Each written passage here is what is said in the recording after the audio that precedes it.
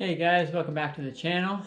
So we've built our aerobic base, we've incorporated the long run into our routine, and now we want to really drive in a little bit of speed.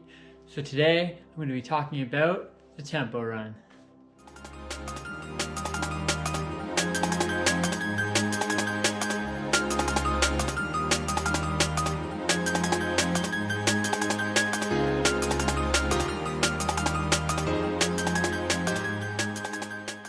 Before I start talking about the tempo run, I first want to talk about your lactate threshold. If you've ever run really hard for a long duration of time, even ran really fast in a sprint before, you all know what your lactate threshold is. You just might have never heard the term lactate threshold. But essentially what happens to your body when you run really fast and hard is you start developing lactic acid in your legs, which actually causes pain and fatigue in your legs, preventing you from giving an all-out effort the whole time.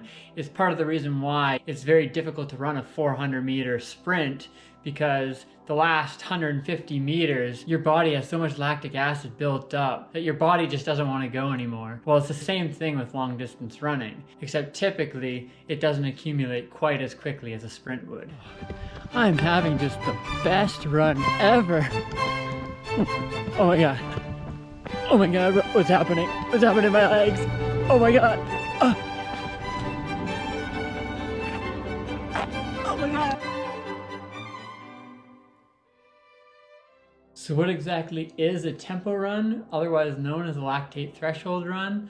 Well, it's a prolonged, steady run at a comfortably hard pace. So for those of you who are beginners or even intermediate runners who might not have done a tempo run before, might not know exactly what this pace is, and don't worry, I'll get to that. But essentially, the tempo run is actually used to help clear the lactic acid from your legs as you're running. This will help prolong that fatigue and soreness that you feel during your hard runs, so that way you'll be able to run faster for longer without tiring out as quickly, without getting that pain and fatigue in your legs. Alright, so now I'm going to jump into how fast your tempo run should be. I'm sure there's a lot of confusion on this, but I'm really going to try to help you as best I can here. So essentially, a tempo run is running at a pace that you could hold for 1 hour. So I know that might be a difficult thing to analyze unless you do like an hour-long race, or if you run maybe a 10K in exactly an hour, then you know that that's your tempo pace.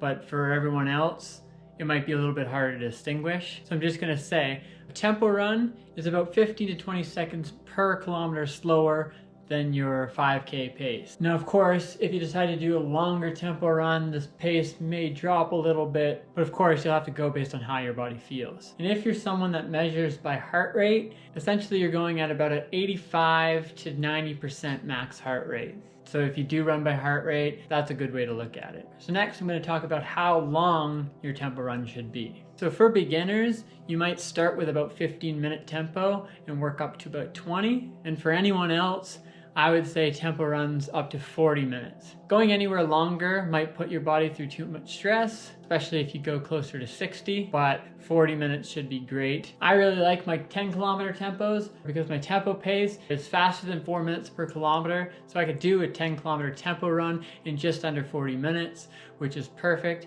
It's not too long, but it's also fast enough that I'm getting a good tempo run in. However, when I first started doing tempo runs, even in this training block, I had already done tempo runs that were 10 kilometers before, but this training block I started, I believe it was a 6-kilometer tempo.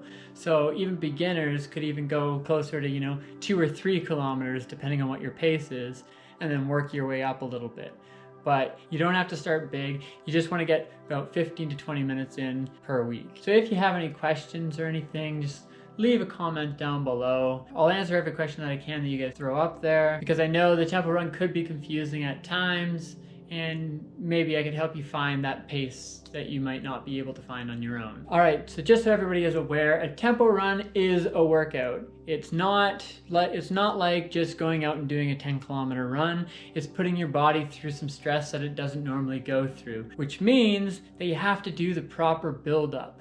So I'm going to be talking about what to do before you go for your tempo run. Number one is do a warm-up.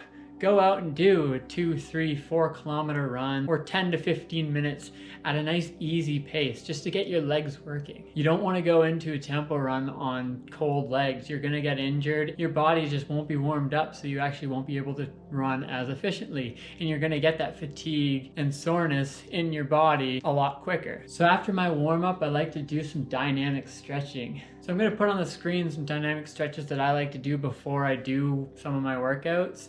First, I like to do side lunges. I like to do maybe 2 sets of 10 on each leg. I also like to do just classic lunges. You could probably do 2 sets, 10 on each leg. There's 2 different variations of leg swings that I like to do.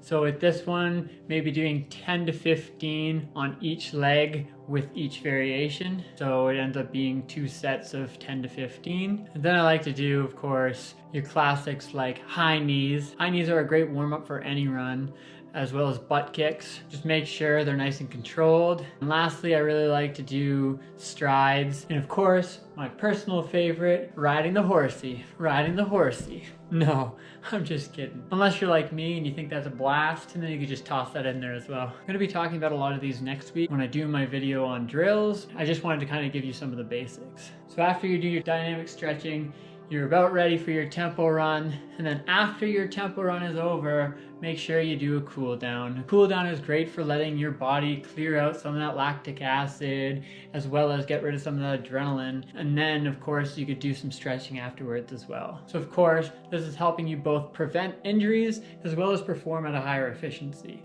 All right, so there are different types of tempo runs that you could do. For any beginners, I would definitely start with intervals. You're doing the same pace that we talked about earlier, except you're breaking up your tempo run. So of course, if you want to get up to, let's say, 15 minutes, maybe start with a 5-minute tempo run, maybe a 2 to 3 minute break, whether you want to walk or jog, that's up to you, and then do another 5 minutes, another break, and then another 5 minutes. That way you're still getting your 15 minutes of tempo, you're still getting the benefits of the tempo run, except you're new to tempo runs. Your body might not be very efficient of clearing the lactate acid out. So this is just helping your body start slowly adapting to that. And then slowly you can start trying to make it into a steady run where you're doing 15 minutes straight of tempo pace. Which leads me to the next type, which of course is the steady tempo run. So this is of course a 20 to 40 minute steady tempo run. You're trying to keep the same pace throughout the entire run. Nice, comfortably hard run the entire time.